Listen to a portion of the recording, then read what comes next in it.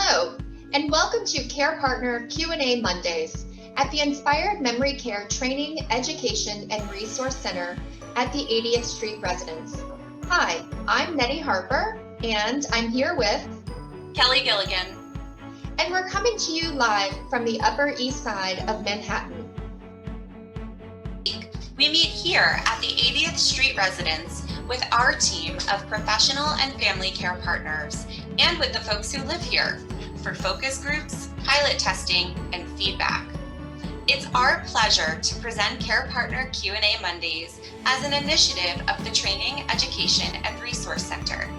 Please, if you have a topic you're interested in discussing, feel free to type it into the comments section or email us at info@inspiredmemorycare.com.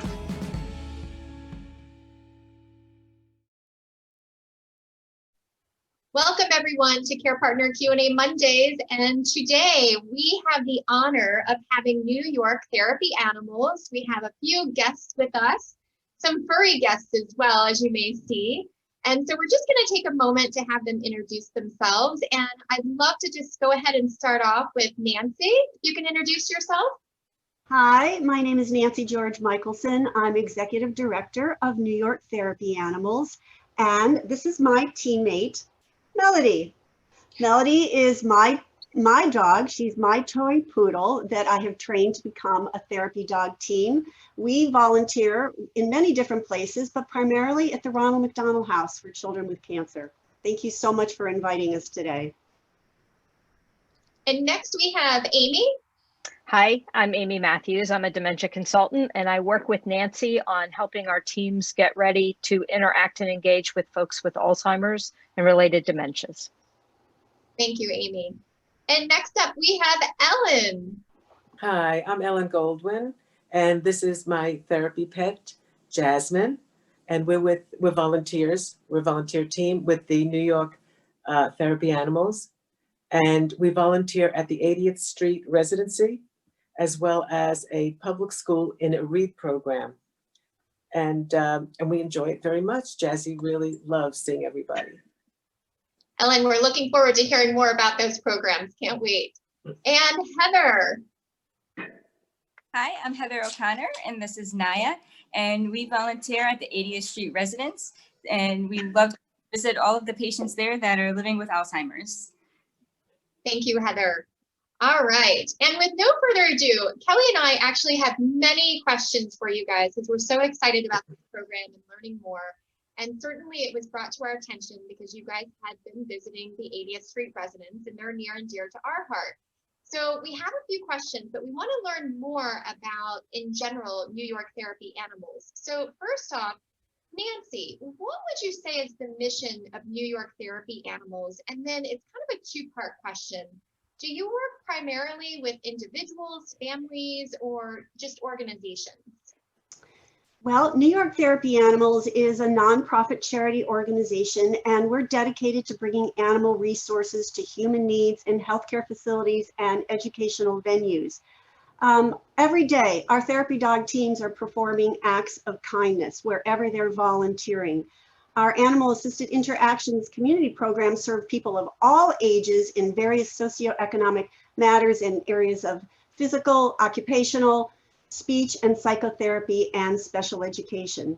So environments and lives are transformed by sharing a distinctive, attentive, compassionate kind of healing, and it's very unique through supportive volunteer advocates and their therapy animals to those in need.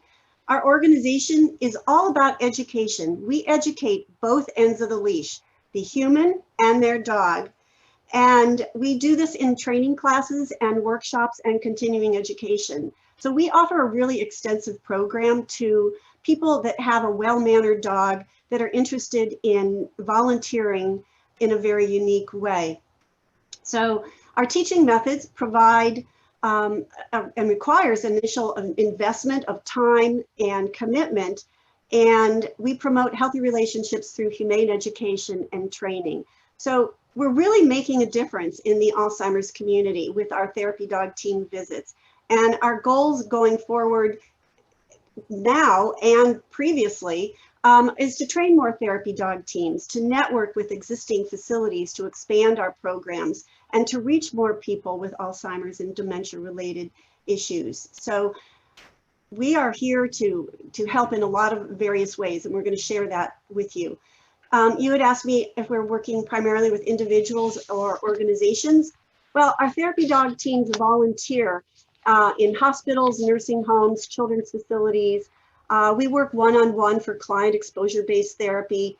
We do a lot of community outreach, wellness presentations, and humane education, and special community events. So we have our therapy dog teams of over 173 teams, quite busy if they want to do and volunteer when they have the time. So our Alzheimer's program actually has had an amazing opportunity. We are recipients of a wonderful grant that is opening up avenues of therapy dog team visiting with families, with clients, with organizations and individuals. So we've initiated a program prior to this outside of COVID, and we can definitely talk about what it used to be like, but now we have transitioned into something a little bit different that we're going to share with you. So we just wanted to do a little bit of a follow-up question, because you can just tell there's just so much love on this screen right now for these beautiful, beautiful animals. And so have you always had a love for animals, and how did you get into doing animal-assisted therapy interactions? And I actually would love to hear possibly from Ellen, if you would like to get us started, and then we'll toss it to Heather, and then maybe to Nancy. Okay, I'd love to answer that question. I grew up with dogs. We had dogs growing up.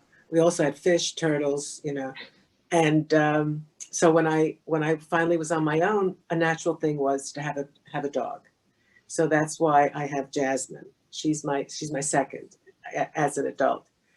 But I became involved with volunteering because a friend had done it, had volunteered.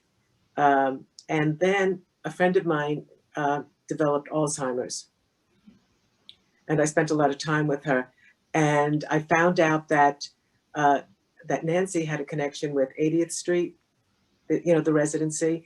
And I realized how important it was to visit with an animal, because I know how I feel about them. And I know other people, they see an animal and they smile and they start reminiscing about theirs. And I felt it was an important thing to do to that community, to get involved in 80th Street with Alzheimer patients, residents. Absolutely, So Ellen. that's how we started. Absolutely. And we're so grateful that you really took the initiative to volunteer, and that a friend of yours got you into volunteering. That's how it starts, right? The word of mouth. And we're so glad that you got connected to the 80th Street residents. Absolutely. And Heather, if you have a moment, I know that you are just twirling all around there. You have your friend there, Naya, and I know you're also you have your little baby there as well, and you're what it's all about right now in 2020. Yes. It's a little chaotic here. I apologize. No, we love it. You are living what we are all experiencing right now. So thank you for your time. And I have to tell you, you have the furry friend, and you also have the little baby that's bringing us all joy today. So thank you. No problem. So I actually didn't grow up with dogs, but I always had a love for dogs. So Naya is actually the first dog that I've owned. We got her when she was only 8 weeks old. And from the very start, she was always extremely friendly with people and with kids. And we just knew that we needed to share her with others. And so we actually, by chance, ran into Nancy as she was promoting New York Therapy Animals, and so we asked her a few questions about the process and how to get them trained. And she guided us along the way, and we had Naya trained, and she set us up with the 80th Street residence. It was close to where we used to live, and we absolutely love it there. We were so thankful for Nancy and everything that she's done for us and for all the handlers and animals that are out there. It's fantastic. Thank you, Heather. Nancy, can you share with us a little bit? Well, I grew up with dogs all my life, but the dog that made the most impression on me was when for my 13th birthday, I got a little white poodle, which I begged for. Her name was Susie Cute, Qute, and she was my little sister. I had siblings way older than me, and so Susie became my little girl, my little sister who knew everything about me, and it was a life-defining moment. So she was my little angel. And when I went away to college, and then when my husband and I decided to get a dog, which we thought about for a long time because we had a collection of Beanie Babies, and people said, well, you probably should get a real dog. And so we did. And we were so lucky. We got our toy poodle, Callie. She was the light of my life and my child as well as my husband's. We loved her so much. And she just had that personality, like the other teams are saying, the handlers are saying, a personality of they love people and they like to be around people and pet. And they were appropriate for animal-assisted interactions. And we went through a program. Callie and I started volunteering at a nursing home, and we were there for 9 years every Wednesday at 2 o'clock. And if we were late, the residents would be worried, so sick about us because we were supposed to be there at 2 and we got there at 2 minutes after 2. They cared about us and they were looking forward to Wednesdays at 2 o'clock. So I was volunteering on an Alzheimer's floor. And that was for 9 years, and in many respects, it changed my life. Thank you, Nancy. Mm-hmm. Wow. Wow. And it is amazing how, Nancy, that you share, they start to worry about you too, because you just become part of their family. Absolutely. Absolutely. So are there any special programs that you are particularly excited about that you'd like to share with our viewers? And actually, I'll ask either Nancy or Amy that question. Go ahead, Amy. Actually, I was going to let you answer that, Nancy. Oh, all right. All right. So originally, our programs were in person. Our therapy dog visits visited people in senior residences. And because we were the recipient of this grant, we put our heart and soul into expanding this program. So we initiated a program within a program. And this was a way for us to give back to our community senior facilities so that we visited not only the resident or the patient, but we visited day hab facilities and their families, because the families are the caregivers and they needed to be involved as well with animal-assisted interactions. So we started doing these gatherings in several senior facilities and residences. And it was great because we provided drinks, little soft drinks and snacks from New York Therapy Animals. And we had a group of therapy dog teams that would go and visit with all the different people and their families. And it turned out to be an amazing opportunity pre-COVID. And so things changed during COVID with everybody else's business and their lifestyles. So we coordinated with each facility and we decided that we needed to reinvent ourselves for COVID. And we felt that Amy was, so helpful for us in putting together this program that we're calling Compassion in Action. And we are educating our therapy dog teams to work more with doing something like a virtual visit. So I'll let her talk about that as well. But we want to be able to make that connection with our communities in Manhattan, in Westchester, in all the boroughs, so that we can bring people who are feeling isolated or lonely or are disconnected and their families aren't allowed to visit them at this point yet. So we have created an entire program.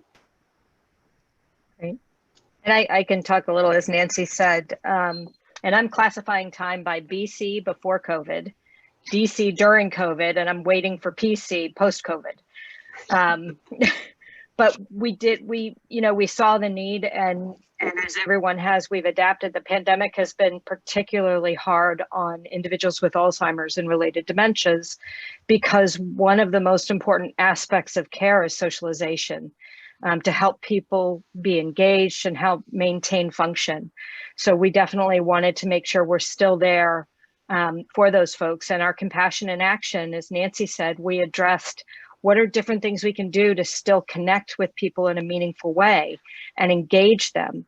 And we talked about how the disease affects a person's ability anyway to engage in interaction, and then how can we adapt it from BC before COVID to DC during COVID. And we talked about ways in which we can creatively engage. So through the window visits, through virtual visits, through even having a parade with dogs outside the window, multiple dogs and dog teams, I should say. And it's been wonderful. Nancy's and the teams have done it a few times now, and it's been very successful. So we're just happy that we were able to adapt to the change and still remain connected with our folks. And Amy and Nancy, thank you for sharing that. And we stay tuned, viewers, because we do have some pictures that we're going to show you in a bit, where you can see how they have adapted through DC, as Amy said, during COVID, how they're doing their window visits. And, it has been unbelievable. And the smiles on the residents' faces, and also the dog handlers, right? Because now they're making their connections again for these relationships that they've had for many years with the residents. So keep in mind, it's not just about the residents, it was about the dog handlers too. And I don't know if you feel the same way, Ellen, because we've actually heard some feedback that it was just so good to reconnect with the residents again. Even though it's virtual or from a window, it was still good to see some of the residents that you guys have been seeing for so long. Okay. So Amy, I know that you are kind of the guru in terms of partnering with individuals living with Alzheimer's disease and related dementia for these programs. And so can you share a little bit with our audience about how animal-assisted interactions can benefit people living with cognitive change and their care partners as well?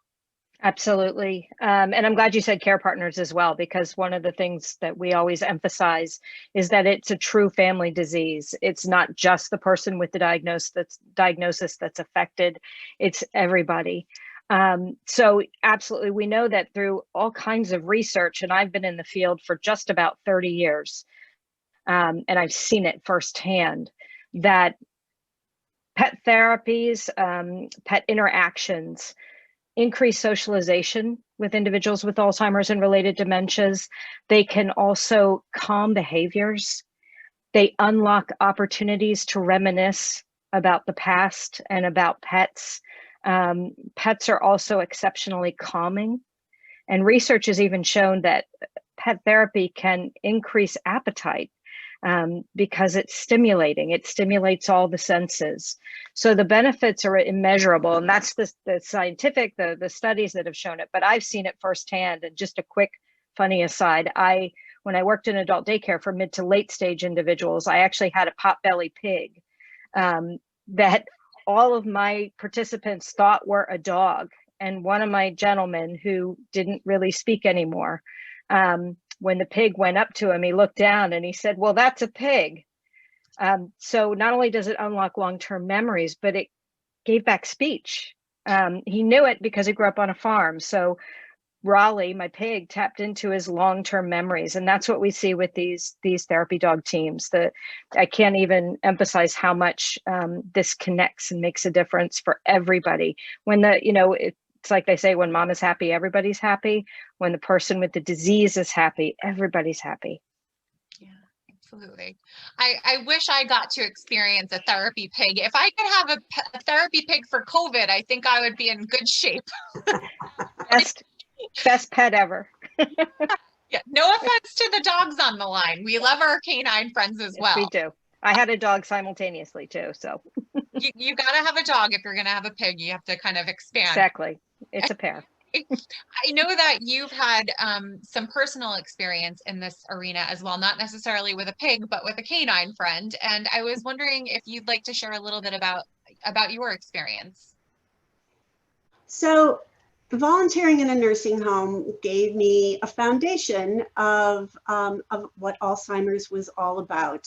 Not technically, but learning about how you can pet a dog and the tactile feeling of petting the dog and the memories that it can bring up. I would see some of the same people, well, I saw the same people every week, and they would tell me the same story again about the dog that they had when they were a child or a teenager or when they were a young adult.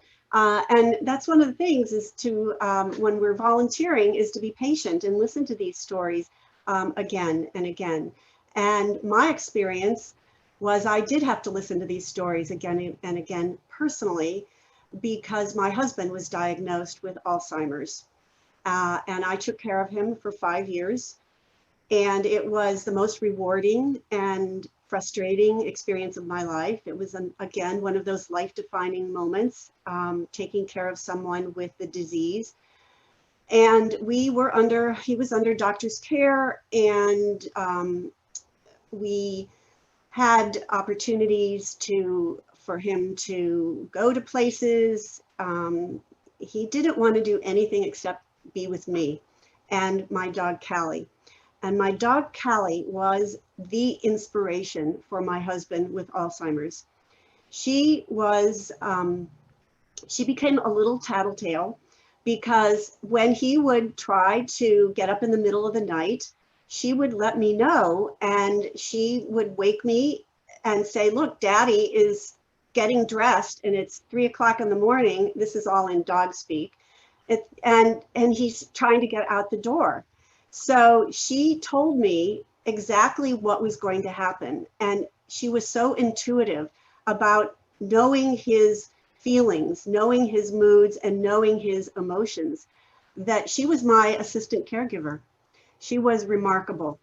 And she took care of me as well. And she was my partner for 17 years. And she passed away just recently.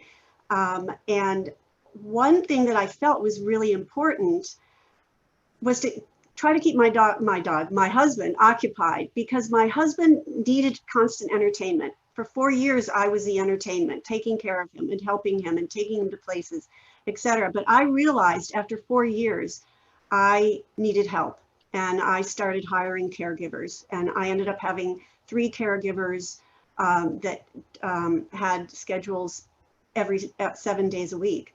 But I decided, he was much older than me, and for his 80th birthday, I decided we were going to get another dog, because I thought that Melody would be able to, function as a therapy dog with him, and for him to follow her around and watch a puppy. So Callie accepted Melody into her life as her little sister, and we were a happy family of 4, taking care of each other. So the idea of bringing another dog into my life, into our life, was okay, because I was in the dog world and I did train Callie, and bringing Melody in was a real benefit for us. And so my husband had the love and support of Melody for just about a year. But when I told my husband that, did he want a dog? Because I said, do you want a dog? It's your birthday. I want to get you a really something special. And he was still able to voice his opinion. And he looked at me just as a straight arrow, and said, we have enough love for Callie that we will be able to share our love with a new dog. So I got him Melody, and Melody really took care of me as well. So it was a tough time. It was a time I'll never forget in my life. But I was glad that my dogs were an inspiration for my husband. Absolutely. And it sounds like an inspiration for you too. Mm-hmm. Definitely.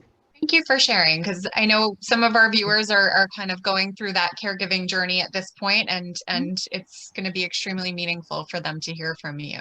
Mm-hmm. And Heather, along those lines, I just wanted to ask about your experience when you visited the 80th Street residence, and I see that Naya is having a nice little snooze over there. Um, how did the team members respond? Because we talk a lot about care partners that are kind of going through the home experience. Sometimes I think the professional care partners out there need a little bit of a furry friend as well. So did you get to see any of the team members? And Ellen, I know in the past you've partnered with some of the team members. How did they respond to your visits? Heather, can we start with you? Sure. So the team members are fantastic. They are so loving towards all the patients there, and they're just so excited to have us there to not only enjoy the company of the residents, but for them to be able to pet the dogs and interact with them as well. I think it's something they look forward to just as much as the residents do. Yeah, having an animal in the middle of your workday is really kind of a gift. So I just was curious. And Ellen, have you had similar experiences, BC, as Amy would say, before COVID? Right. Yeah, yes. Oh, definitely. They just want to hug her. I had one experience before I left. So one of them came over to me and just wanted to pick her up and hug her, you know, and also she's a very friendly dog. She'll walk in, and if anybody she sees, she starts wagging her tail, and I believe she smiles. And, you know, and they relate to her that, you know, they really relate to her that way. And everybody, you know, the residence has been wonderful to her. That they all know her name. I don't know how many of them remember mine, but she comes in and they know Jasmine. Well, Jasmine has a beautiful name, Ellen, so you do as well. Thank you. But I've heard of Jazzy. I hadn't seen Jazzy in person. I've heard of Jazzy before, so she's famous. Good. Oh, I think she would appreciate that. Yeah. You know, Yeah. Go ahead, Ellen. No, I just say when we first went, she was young and she was very active and she was very playful. And I think they really appreciated that part of her, you know, and they could pet her and she could roll on her stomach and she could catch a ball, and they just delighted and you know, with her. Yeah. It's a nice shift in energy, a good kind of change. Yeah. And there is that entertainment component too that I think you guys referenced earlier. Yeah. So my next question, and we've touched on this a little bit, but Amy, if you can kind of start us out, what are some of the ways that individuals who are living with dementia can experience mutually beneficial relationships with animals at this time? And it's two parts. Do you have activity ideas that can happen outside of the pet visit where perhaps we can have some carryover visit to visit of that meaning and purpose that animal assisted interactions provide? Certainly, and I think I can kind of merge those two questions together a little bit. But the benefits, you actually just see them immediately. And just to talk a minute about communication, only 90% of all we communicate is talking. The other, I'm sorry, not 90, 10%. The other 90 is nonverbal. And when someone has Alzheimer's or related dementias, 100% of accurate communication becomes nonverbal. So it's about body language. So it's about how the dog handlers can engage a person, which they can through a window visit, and really pull them in to the interaction. And even virtually, folks can do it. Ways in which we're talking about, and we're just getting into the virtual piece. The window visits are kind of obvious because it's like in person with a window between you. But for virtual visits and what even families can do at home in between visits or with the individual, it's beneficial to have a care partner with the individual to engage them, kind of pull them in and talk them through it. But for our teams, using music, having the dog do tricks, just being able to see it unlocks that reminiscing and helps people, we always think remember, but actually relive past events. And you can do it through tactile. So even having a stuffed animal is appropriate. It's not childish. And sometimes there are stuffed animals that actually look more real than the dog. So there's something to hold. You can also use photographs. And one thing you'll see in a bit that Nancy's done is she actually created photographs with the pet on it, with the dog and the dog's name. And these are things that we can even give folks in between visits to help kind of hang on to those moments. So there's a lot. I always say, we say they when we think about Alzheimer's and related dementia, but really it's each individual. So it's knowing the person that you're with at the moment. That's the key. And then finding what works best for that person at that time. Absolutely. Thank you. And I actually, we've been referencing a lot of the pictures now. I think it might be a good time to bring up these wonderful pictures. All right. So I'll do that right now. Again, we'd really like to thank New York Therapy Animals for being with us today. And we have these wonderful slides that we're going to share with you. And so we're going to let them take it away. And Kelly and I are going to pause on our questions, which I'm sure you're happy about. But we definitely want to make sure that we're sharing with our audience all the information about this wonderful organization. So Nancy, you want to take it away? Sure. So this is just a picture of Melody and I in a senior day hab facility. And when I'm saying implementing visits with the trained therapy dogs, these are dogs that have gone to school for New York Therapy Animals. We train, as I said, both ends of the leash, so that we have in-person therapy dog classes that our teams have to go to. Team meaning, again, the handler parent or the handler teammate. And they have to go through a series of 6 hands-on classes. Then they have to come to a one-day workshop. So they need to know behind the scenes of what we do with our policies and procedures, infection control, the HIPAA laws, placement opportunities. We do role playing and scenarios. And one in particular that we do is role playing with patients or clients with Alzheimer's or dementia. And how do you talk to a person with dementia? How do you engage in them? How do you place your dog in front of them? So we review a lot of different things to do with our teams to make them and to help them to feel comfortable. And we're always there to support them. So you can keep going.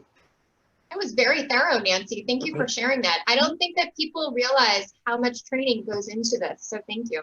Mm-hmm. So Amy, I'll let you go ahead with this. Certainly. And this just kind of speaks to how the environment of dementia care has changed. Our focus used to be on the disease, but now it's really what we call person-centered. And as we kind of talked about before with animal-assisted interactions, we've seen therapeutic benefits in terms of behavior, in terms of someone's calmness, in terms of our ability to engage an individual in conversation or just interaction. Because I always say sometimes the meaning is just in being, and just to be around that pet evokes all kinds of things you can't even put words to. So that's really what this speaks to, just the benefits of it and why we're doing what we're doing. And I think there you go. So this again is our mission statement. And besides the training, then the handler and their dog have to be evaluated for temperament, behavior. Their veterinarian needs to sign off on the well-being and the health of the dog. We want healthy dogs. We want dogs that have never been aggressive. We want dogs that really like people, that are sociable. So on the photo on the left is a workshop that we do every month. Not now, of course, but Amy came to one of our workshops and she was our guest speaker for the day because this is the day that we were implementing our Compassion in Action program for our Alzheimer's and dementia patients and clients. So on the left is one of our therapy dog teams who is going to be going to a hospital, and our trainer is on the right, and Melody came to school with me that day. And then the photo on the right is actually how our trainer is explaining to the handler how to interact with a client.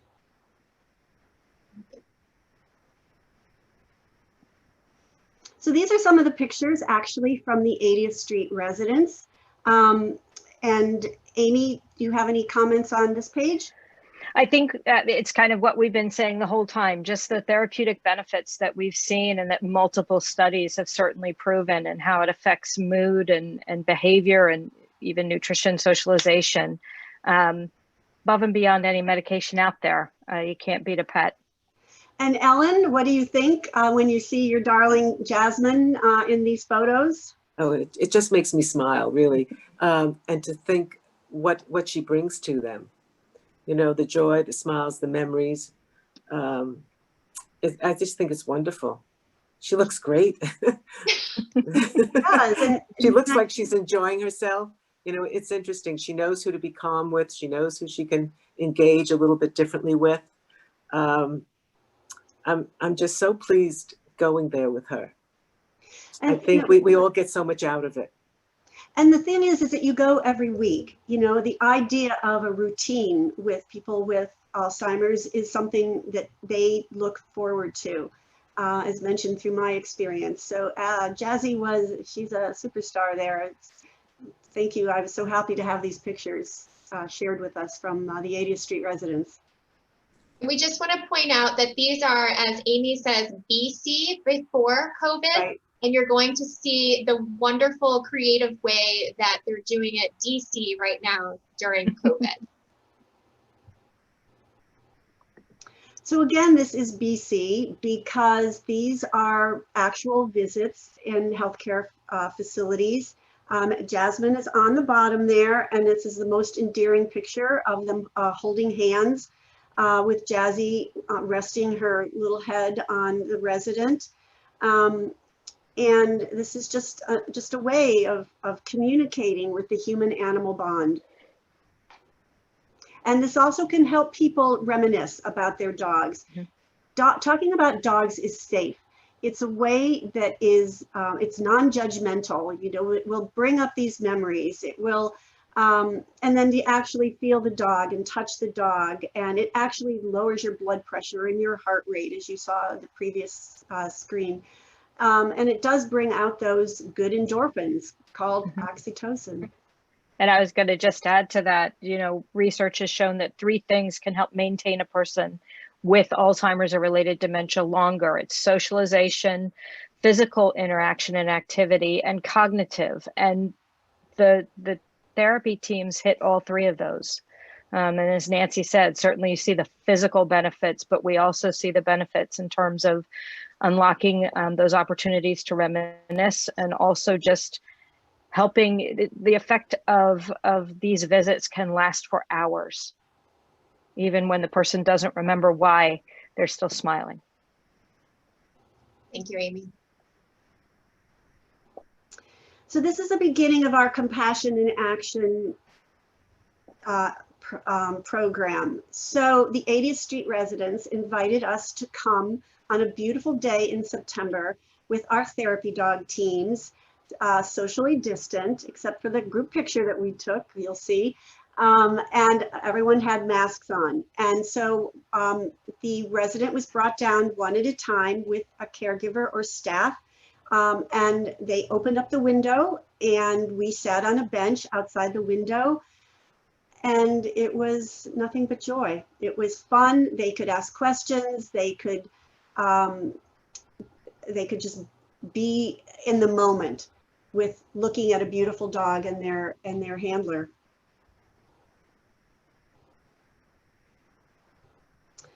And so this is when I made these papers for all of our teams. And so this is Benny with his teammate, Catherine. And on each of the pages, it said something special so that it could be a conversation starter. So we try to ask questions that are open-ended, and we try to engage. That's our goal, is to engage with people and to motivate them to maybe have something to say. So this was, we're happy to see you. And we had many other statements that we did, and pictures, so that it was a full picture. And then this was our parade down 80th Street, across 80th Street, to gather in front of the 80th Street residents. This was the second visit that we did because the first visit went so well that the recreational director, Jackie, invited us back. And again, it was a beautiful day in October, and they could open the window and you could see her sitting in the window with the resident. And this is the only time that we were anywhere near each other. We all were separated on the street so that we were feeling safe. But I have to say, under those masks are big smiles because we have not seen each other since March. And this was in October. So we were just thrilled to be able to come and bring some joy to the residents. And Heather, you were there too, right? Here you go, Heather. Heather wrote this beautiful testimonial. Heather, do you want to read it? Sure. It says, there's something to be said about seeing and being with people in person.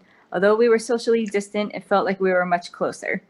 It was an experience that not only brought joy to the patients, but an experience the dogs and their handlers yearned for as well.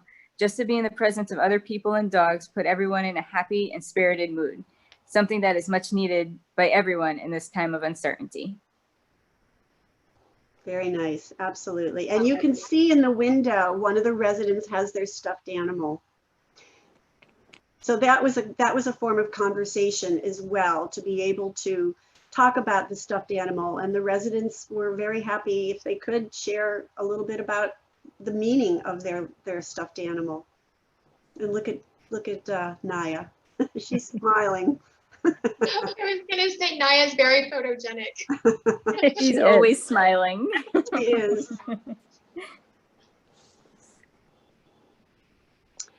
And here again, we're just creating those moments of joy. Subi on the top is, you know, she was ready to jump in the window, but of course that wasn't happening. And this is Bambi with her feet, her little paws on the ledge, completely engaged. You know, our dogs, you know, they really do engage with people, and the feeling is mutual. It is just a two-way street. And then there's Melody and I again with Margaret and Murphy. The picture was taken outside the window. And what more could we say about creating moments of joy? And this is the cream of the crop photo. I was loving when Jackie sent me this picture.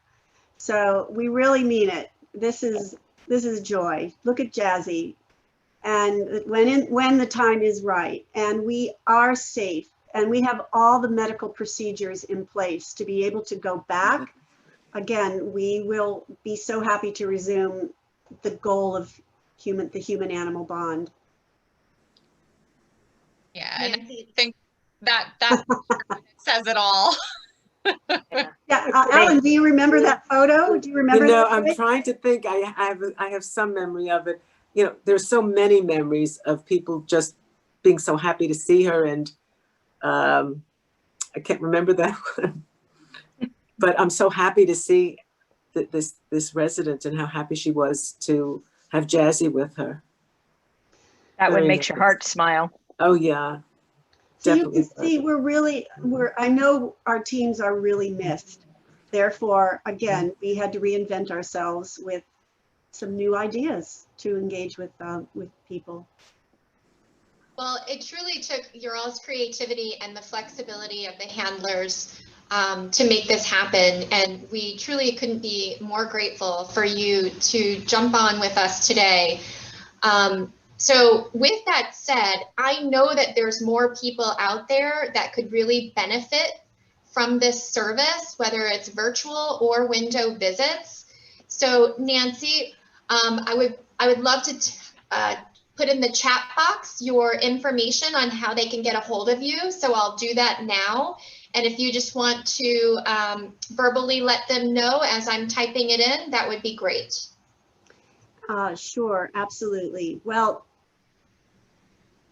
we are trying to expand our program to reach as many people who have Alzheimer's or related dementia And please give me a call, because that's the first thing to do, is to set up a phone conversation with me, and we'll see how we can accommodate you with our therapy dog teams who would be available to have a virtual visit. And we thank Amy for helping to guide our therapy dog teams into the conversation virtually and how we'll be able to interact with them. And this is ongoing. You know, we are still learning about how to do this. And again, it's all about the education. It's all about how we can help people feel better. And I'll end it with saying our goal is comfort, support, and smiles. And that's exactly what we want to try to bring to everybody in this world. And Nancy, I know with the virtual visits and the expansion, I just want to make sure our viewers know, do they need to be a resident of New York to be able to connect with you to do a virtual visit, or is it kind of boundless? A virtual visit that's something to discuss. It doesn't have to be in New York, but that is where we are located. So we are definitely concentrating on healthcare facilities and senior residences in the New York area. New York City area is our territory, I would say. Okay. But that's not to say that depending on where it is and what it entails, it could be a possibility for other venues as well. Okay. All right. And also, are you accepting applications for new handlers, or are you pretty good with volunteers? Well, we are I have an entire stack of people who got a dog in March, April, May, and they think their dog is the best dog in the world, and it is, absolutely. I completely will agree with them. And they want their dog to be a therapy dog. So I take appointments. I listen to hear their personality of their dog, how they're training their puppy. We don't want puppies. We want dogs that are more mature, because they're going to be more reliable, controllable, and predictable. And that's what we want. Oh, you sleepy, Belly? And we want to let everyone know that our training will eventually start again for dogs that are more 13, 14, 15 months old, because we want the dog parent to train their dog and bond with their dog and have their dog become a very good listener before even considering this. Knowing basic cues: come, sit down, wait, leave it, walks nicely on a loose leash, drop it. Go to a store that teaches dog training, basic training. Go to some place where you're going to learn basic skills, basic dog training, forming that bond between you and the dog. And also maybe get a private trainer. I mean, we are in touch with a number of private trainers that could help a person with a puppy. Having a puppy the first year is like having a baby the first year. It is unpredictable, and it is a challenge, and it requires patience and routine, just like when raising children. And we want the handler and their dog to find the joy of interacting with people. And when I interview people on the phone, we talk about their dog's personality. How is their dog relating to people? What are some of the nuances of their dog that they think would be a good therapy dog? And I spend 45 minutes to an hour with each person on the phone, so that I can hear about them. And then I put them in a pile if they're 6 months old, or they're 8 months old, or they're 12 months old. And so that's when we stay in touch all this time, so that we can eventually say, hey, your dog is old enough now, and tell me how it's grown into being not a puppy anymore, but more of an adult. So we want to make sure that the handler as well is dedicated to volunteering. Do you have the time to volunteer? Do you have the time to spend to really train your dog through our program? Are you going to be consistent? Are you going to follow through and say you're going to be when placed? Are you going to show up on time? Are you going to be completely dedicated to a volunteer opportunity. And so these are things that we want to make sure. I'm a mother hen and I keep track of all of our teams. I know when they go on vacation. I know when their dog doesn't feel well. Unfortunately, I do hear when the dog passes away in their life. I'm one of the first people they call because we care. Our organization is about the personal relationships that we make with not only our handlers and their dogs, but with the facility coordinators, the recreational directors, the nurses, the staff. We are a full comprehensive program. Right. Nancy, thank you for that information. And so if you are a facility or an organization or a family, they should reach out to you directly at New York Therapy Animals. I'll just type in newyorktherapyanimals.org. Our viewers can get that right online. You can see that in the comment box right now. And that is the best way to reach Nancy and follow up if you are interested in New York Therapy Animals and making that connection. So ladies and our three furry friends, thank you so much for joining us this afternoon. We couldn't be more grateful. We truly know that this information will help our viewers making these connections. And again, thank you to the 80th Street residents and the connection that you have with them. It truly is very meaningful and we appreciate the time that you gave us today. Thank you and enjoy the rest of your afternoon. Bye. Thank you. Goodbye. Thank you. Goodbye. To learn more information about Inspired Memory Care, please visit our website at www.inspiredmemorycare.com to learn more about our on-demand webinars, to learn more about our subscription activity programming, and to learn more about our certification program, please feel free to visit our website. To learn more about the 80th Street residents, please visit 80thstreetresidents.com. You can also visit them on a virtual tour. Don't forget, join us next week for another Care Partner Q&A Monday. We will have another guest speaker, Natasha. She's a dance movement therapist. See you next Monday, 3 p.m. here on Facebook Live. Thank you and have a good day.